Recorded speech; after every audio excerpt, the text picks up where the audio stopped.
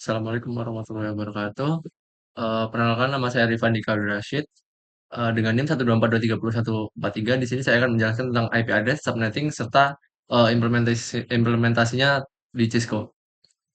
Pertama, dasar-dasar IP address. IP address itu apa sih? IP address adalah sebuah alamat unik yang digunakan untuk mengidentifikasi setiap perangkat yang terhubung dalam jaringan komputer, seperti eh, komputer, ponsel, router. Itu mereka tuh mempunyai alamat IP untuk berkomunikasi antara satu dengan yang lainnya dalam jaringan. Ada dua tipe address yang itu yaitu IPv4 sama IPv6. Yang biasa kita gunakan tuh IPv4. Lalu jenis-jenis IP address itu ada IP publik sama private. Kalau publik itu kita bisa mengakses melalui internet secara global. Kalau private itu kayak eh dia digunakan untuk jaringan internal gitu. Nah, lalu struktur IP address itu ada host ID dan network. Network itu eh yang ini dan host ID itu yang angka paling belakangnya. Nah, kalau kelas IP address itu ada 5. Ini yang IPv4 ya yang biasa kita gunakan. Itu ada kelas A, B, C, D, dan E. Dan mereka itu mempunyai rentangnya masing-masing.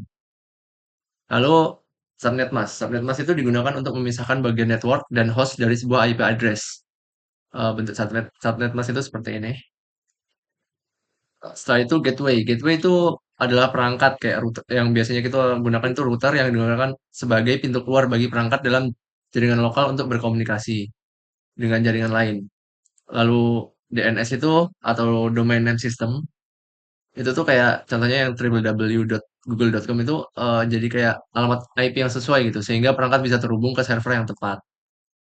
Lalu selanjutnya subnetting. Apa sih subnetting itu? Subnetting itu proses pembagian suatu jaringan IP besar menjadi beberapa bagian IP yang lebih kecil yang biasa disebut oleh subnet.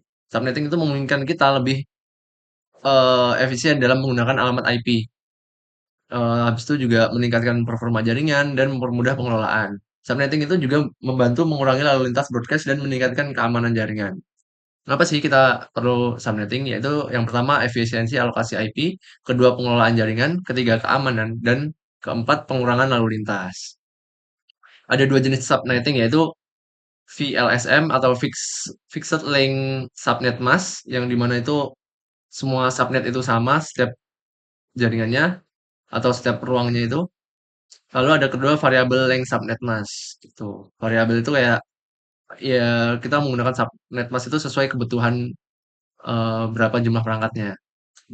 Lalu kita langsung aja ke contoh. Di sini saya udah mempunyai studi kasus yaitu membuat infrastruktur jaringan dan server Universitas Veteran. Yang dimana itu ada dua ruangan, ruangan dosen dan IoT yang masing-masing berbeda. Yang dosen itu 30 perangkat, yang IoT 60 perangkat. Lalu saya memiliki IP global 192.168.43.0. Nah, ini perhitungan dari VLSM saya. Lalu langsung aja kita masuk ke Cisco. Kita buat dulu plottingannya. Saya ibaratkan ini ruangan. Karena kita ada dua ruangan, jadi kita buat dua warna yang berbeda biar lebih memudahkan dalam memahaminya.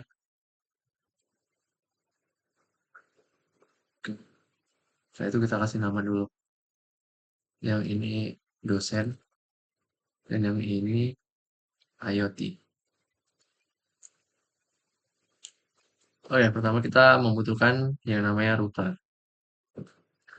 Lalu karena tadi di soal itu si dosen si ruangan dosen memerlukan access point, jadi kita menggunakan access point dan jika di IoT itu menggunakannya tadi jika di Stardust kita perlu switch.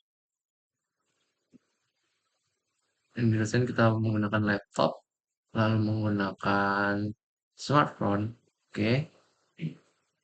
Nah, jika di ruang IoT kita menggunakan PC dan server untuk karena tadi ada juga dia ingin membuat suatu website gitu yang bernama openvy.com. Nah, kita sambungin dulu setiap akses point ke router dan switch ke routernya. Kita menggunakan kabel ini karena dia otomatis sudah sesuai kebutuhannya. Kayak misalnya dia butuh kabel cross ya dia langsung otomatis cross. Kalau dia butuh kabel yang straight, dia langsung mengarahkan ke straight.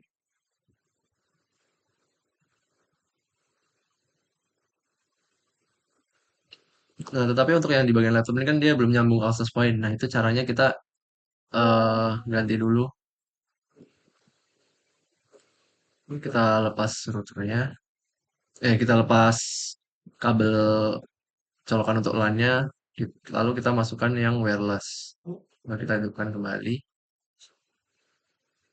Oke. Lalu kita akan menyambungkan yang IoT dulu karena dia yang lebih besar. Caranya kita lihat dulu si IoT ini masuk ke yang mana sih? Kabel yang FA1/0. Jadi kita atur dulu yang FA1/0 ya. Nah, IP address ini kita masukkan IP dia yang ini. Masukkan. Lalu subnet masknya. Subnet masknya ini.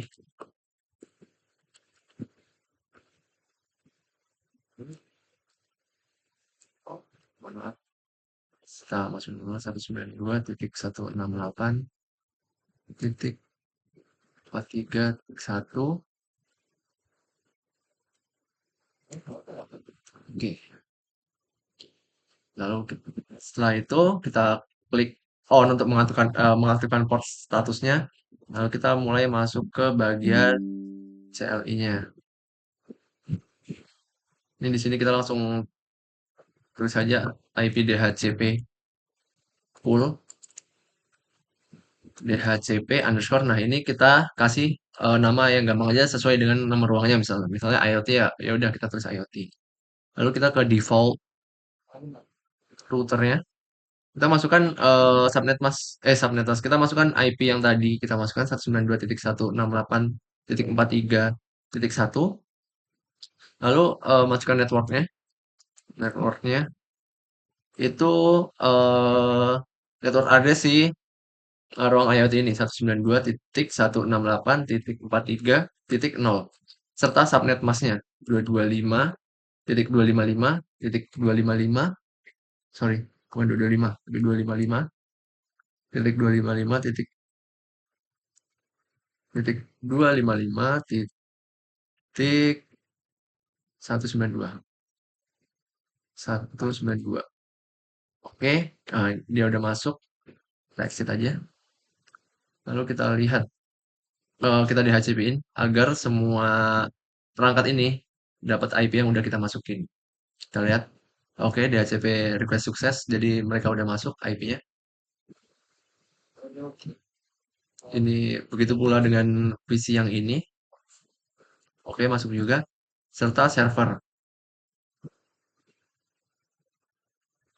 Kita, nah ini dapat. Jadi eh, untuk bagian server ini karena tadi kita ingin membuat sebuah sebuah web gitu ya untuk si Univ ini. Jadi kita ingat-ingat nih IP address-nya si server ini 192.168.43.4 ini. Kita jadikan dia DNS-nya. Caranya gimana? Kita masuk aja ke CLI lagi. Habis itu kita klik dulu ini conf. Oh, sorry. Kita titik int.fa kabelnya tadi fast Ethernet 1/0. Oke, dia udah masuk. Kita masuk ke IP DHCP pula, IP DHCP full lagi. Full DHCP sesuai nama ruang yang akan kita masukkan. IoT. Lalu kita atur DNS servernya. Untuk menggunakan IP si server tadi 192.168.43.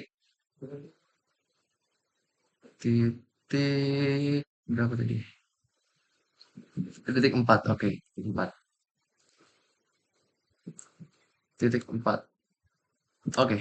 Nah, di sini dia udah masuk ya si DNS-nya. Jadi kita refresh aja. Refresh untuk PC-nya aja yang di refresh. Jadi servernya tidak perlu di refresh. Oke.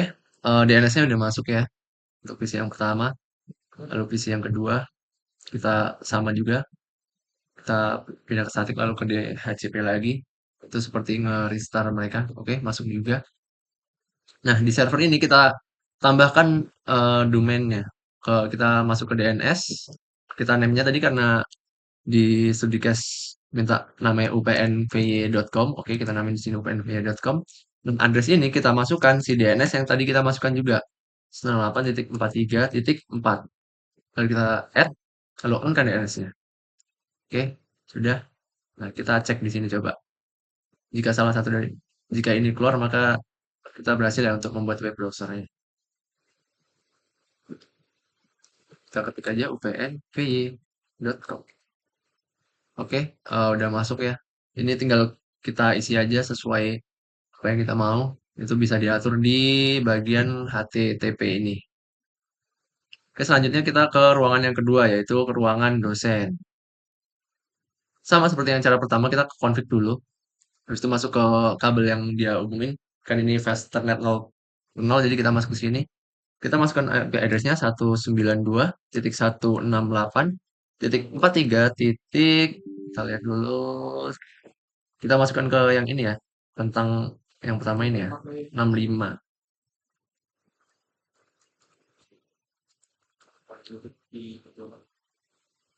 192.168.43.6.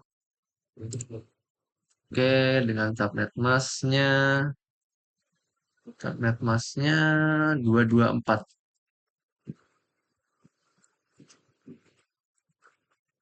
Subnet masknya di sini 224. Oke, jangan lupa kita on kan dulu. Nah, selanjutnya ke bagian CLI.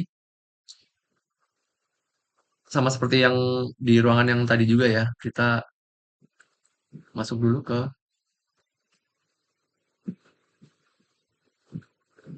eh, konfigurasi terminal. Nah, ini dia masuk ke konfigurasi terminal. Habis itu kita masuk ke interface FA 0 per 0 karena dia menggunakan masternet 0 per 0 di situ.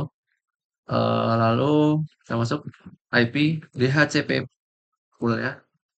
DHCP underscore dosen. Nah, kita masukkan default routernya juga.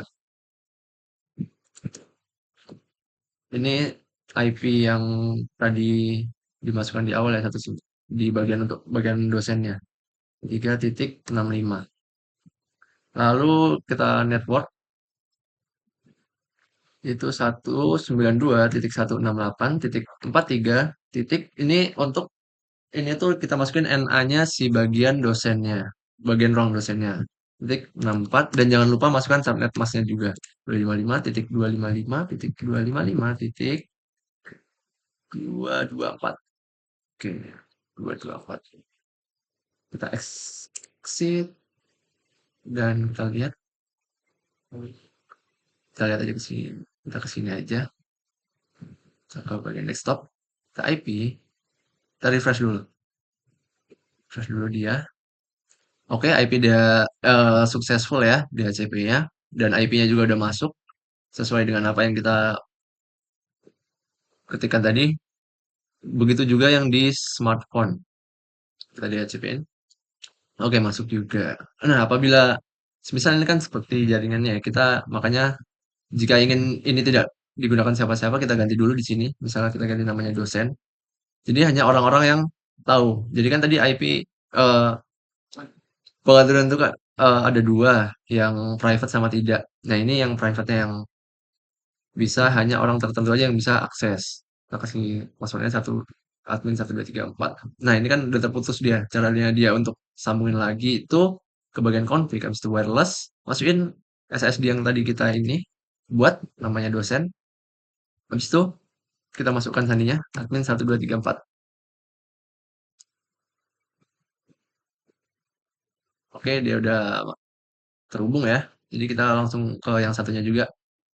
Caranya sama. Kita masukkan SSID-nya. Oke. Oke, sudah berhasil juga ya. Mungkin sekian penjelasan dari saya. Kurang dan lebihnya saya ucapkan mohon maaf. Saya akhiri. Wassalamualaikum warahmatullahi wabarakatuh.